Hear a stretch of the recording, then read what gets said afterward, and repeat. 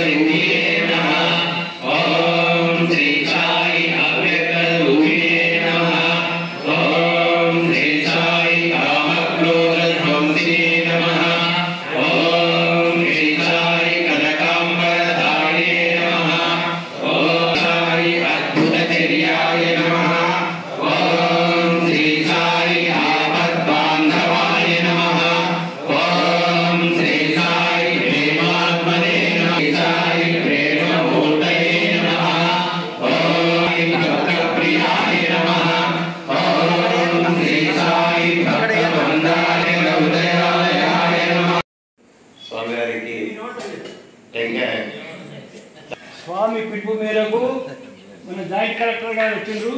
మరి సారీ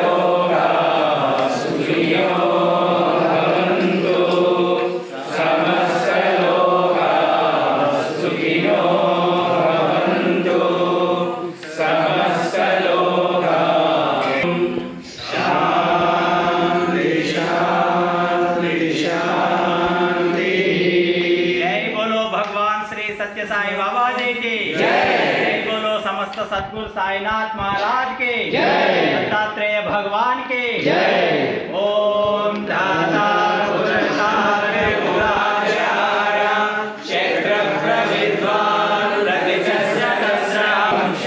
परमं पदम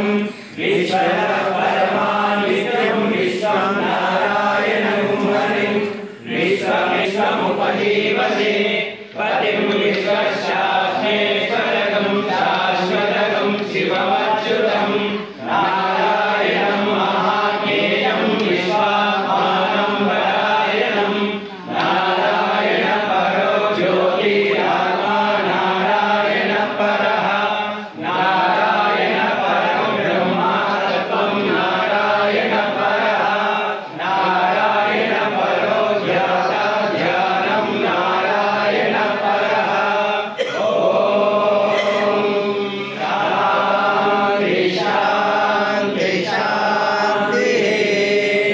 బాబావారి దివ్య పాదాలకు నమస్కరిస్తూ భగవాన్ సత్యసాయి బాబా వారి శత జయంతి వేడుకలలో మనం నిత్యం దత్తాత్రేయ స్వామి అభిషేకం కార్యక్రమం నిర్వహించుకుంటున్నాం.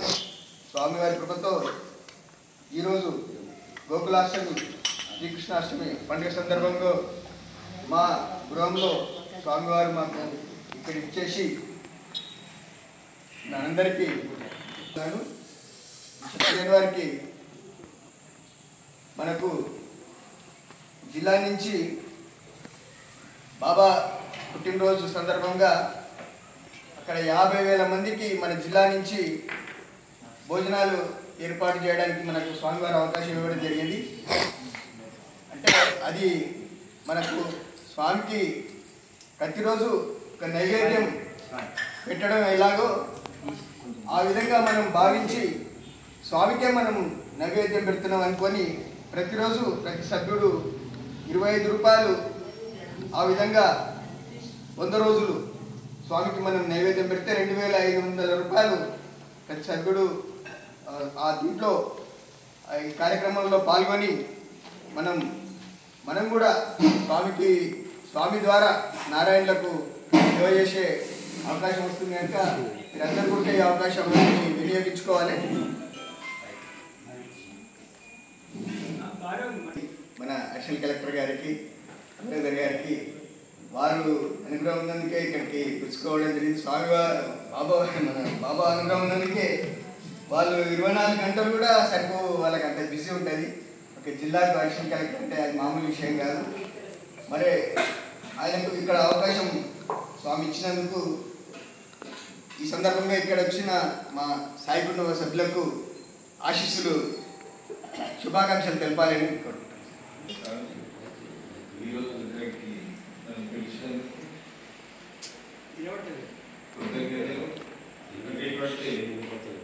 పాల్గొనాలంటే జనరల్గా నేనేమనుకుంటానంటే ఆ సమయంలో మనం అక్కడికి వెయిట్ చేసి ఇచ్చేది మామూలుగా జరగదు. అంటే మన గుడికి వెళ్ళాక ఇటువంటి బయటకు వెళ్ళాక వాస్తవంగా సంవత్సరాలు అయింది. అంటే డిపార్ట్మెంట్లో పనిచేస్తూ 10 నెలలు చేసేంత సమయం అయితే ఉండదు వాస్తవంగా. ఈరోజు గంట గంటన్నర సమయాన్ని ఈ అంటే గృహంలో జరిపే శక్తిని ఇచ్చినందుకు ముఖ్యంగా శ్రీకృష్ణుల వారి తెలిసిందే మనకు వాళ్ళు మనం ఎలా ఉండాలనేది ఆ భగవద్గీత అనేది చదివితే సరిపోతుంది, ఇంకేమో అవసరం లేదు. కాకపోతే అంటే ఎప్పుడు నేను 2 నిమిషాలు ఆలోచనలో షేర్ చేసుకునే ప్రయత్నం చేస్తాను. ఇక్కడికి మనం వచ్చిన తర్వాత ఇక్కడ మనం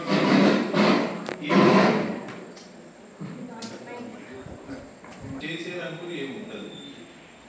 కాకపోతే నేను తెలుసుకున్నది ఏమిటంటే మనం ఈ జన్మలో ఇక్కడికి వచ్చిన తర్వాత మన తల్లిదండ్రులు కావచ్చు, పూర్వజన్మ సుకృతం కావచ్చు, అంటే కొన్ని జీవితాలు కంఫర్టబుల్గా ఉంటాయి. అంటే మనం ఏమి కోరుకోకుండానే భగవంతుడు మనకు అన్ని అమరుస్తాడు. అది చాలా లేకుండా ఎంత అమర్చినా కూడా భగవంతుడు ఏం చేస్తుంటాడంటే ఎప్పుడు ఆయన మనం మర్చిపోకుండా ఉండడానికి ఏదో ఒకటి క్రియేట్ చేస్తుంది. నేను తెలుసుకున్నది అది మనం అనుకుంటాం. ఉద్యోగం ఉండొచ్చు, వ్యాపారం ఉండొచ్చు, ఏదైనా ఉండొచ్చు. అది ఎప్పుడో ఆయనను మనం తలుచుకునే ఏదో ఒకటి చేస్తుంది. నేను వచ్చిన తర్వాత ఏదైనా తెలుసు కదా ఏమి జరుగుతుందో, ఏం జరిగిందో అది మంచిగా జరుగుతుంది, ఏం జరుగుతుందో అంతా మంచిగా జరుగుతుంది, ఏం జరగబోతుందో అంతా మంచిగా జరుగుతుంది. అంటే ఈ చిన్న కొటేషన్ అయినా ఎంతో అర్థం దాంట్లో ఉంటుంది. ఇక్కడికి వచ్చిన తర్వాత ఈ ప్రపంచంలోకి మీరు వచ్చినప్పుడు ఏమి తీసుకురారు, వెళ్ళేప్పుడు తీసుకురారు. కాకపోతే ఒకటే మనం ఎప్పటి వస్తుంది, ఏమొస్తుంది? సేవ. మంచితనం కాదు. మంచితనం ఉన్నా నలుగురికి ఉపయోగపడే మంచితనం అనేది ఏం లేదు కదా. మంచితనం చెడుతనం ఇక్కడ ఏమి ఉండదు. అంటే ఎవరెవరి పాత్రలో వాళ్ళు పోషిస్తున్నా నాకు తెలిసింది ఏమిటంటే ఈ జీవితంలో మనం ఇక్కడికి వచ్చిన తర్వాత సేవ అంటే సేవ చాలా రకాలుగా ఉంటుంది. ఉదాహరణకి మామూలు వ్యక్తులు ఉన్నారు, వాళ్ళ తల్లిదండ్రులకు సేవ చేసుకో, తోటి మిత్రులకు సేవ చేసుకో, తన్నదమ్ములకు సేవ చేసుకో. కాకపోతే భగవంతుడు మనకు శక్తిని ఇచ్చినటువంటి నలుగురు సేవ చేసి అంటే ఇవన్నీ వాళ్ళు ప్రశాంతంగా ఉంటూ భగవంతుడు మనకు సమకూర్చినది మనకు సంతృప్తి చెందుతూ 2 విషయాలు ఉన్నాయి ఇక్కడ. సంతృప్తి చెందాలి, మనకనేది ఒక సమయాన్ని కేటాయించుకోవాలి. మనకంటే మనం ఇక్కడికి వచ్చిన తర్వాత సింగిల్ గానే ఇక్కడికి వచ్చాము, అందరితో కలిసి చేసుకుంటూ ఒకరికి మంచి చేయకపోయినా, ఒకరికి మంచి చేయకపోయినా, ఒకరికి సహాయం చేయకపోయినా చెడు మాత్రం చేయాలి. అంటే ఎవరి చిన్న విషయాలే ఏదేమైనా అంటే కృష్ణుడు జయంతి కాబట్టి కొద్దిగా ముఖ్యం చెప్పేస్తున్నా కాబట్టి ముఖ్యంగా ఇక్కడికి వచ్చిన తర్వాత అతి ముఖ్యమైనది ఏమిటి ఈ ప్రపంచంలో? ఆరోగ్యం. ఆరోగ్యం ఉంటేనే అని ఉన్నట్టు లెక్క. కాబట్టి ఈ సందర్భంగా అందరికీ ఫస్ట్ మన ఆరోగ్యాన్ని ప్రయాణిస్తూ ఖచ్చితంగా ఆరోగ్యాన్ని ప్రయాణిస్తూ భగవంతుడు సమకూర్చిన ఏదైనా శరీరాన్ని పొందుతూ వీళ్ళంత వరకు నలుగురికి సేవ చేసే శక్తి మనకి ఇవ్వాలని ఇప్పుడే మీరు చెప్పారు కదా. ఏదైనా జనరల్గా సేవ చేసుకుంటూ నలుగురికి ఇచ్చేస్తూ భగవంతుడు మనకి జన్మనిచ్చినందుకు జన్మను సార్థకం చేసుకుంటూ ఖచ్చితంగా ఒక మంచిగా మనం బ్రతికే ప్రయత్నం చేయాలి. మనం బ్రతుకుతాం లేదా అని కాదు, ఖచ్చితంగా బ్రతికే ప్రయత్నం చేస్తూ ఈరోజు ఈ సమయాన్ని మీ ద్వారా నాకు ఇక్కడ కృష్ణుడే సత్సాయి గారే కనిపించాలని నేను భావిస్తూ మీరందరినీ కలవడం కూడా చాలా సంతోషం. అందరినీ భగవంతుడు చల్లగా చూడాలని కోరుకుంటూ నమస్కారం. ఆధ్యాత్మిక సేవా సంస్థ మా దగ్గర ఆధ్యాత్మిక దృక్పథాన్ని సేవ ప్రతి సాయి సభ్యుడు ఆధ్యాత్మిక పాటు సేవ చేయాలనే ఒక లక్ష్యంతోనే సాయి కుటుంబంలో వస్తారు. మ్యాక్సిమం స్వామి వాళ్ళ ఆశిస్తున్న వాళ్ళే ఆ విధంగా వచ్చి సేవ చేస్తారు. తర్వాత ఆధ్యాత్మిక స్పిరిచువల్ రెండు ఉన్నటువంటి వాళ్ళే సత్యసాయి సభ్యులు సార్. మీకైతే దాని గురించి మీరు చెప్పిన 100% కరెక్ట్. సేవ మాత్రమే ఉంటుంది.